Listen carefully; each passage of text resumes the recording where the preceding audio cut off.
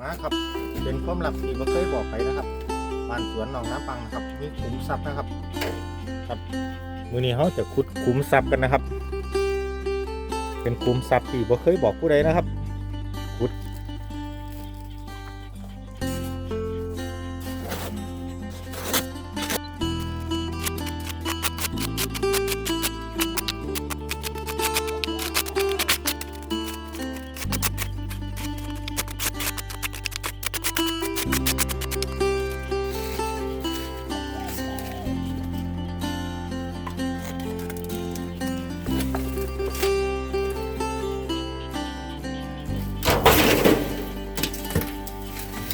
ทัน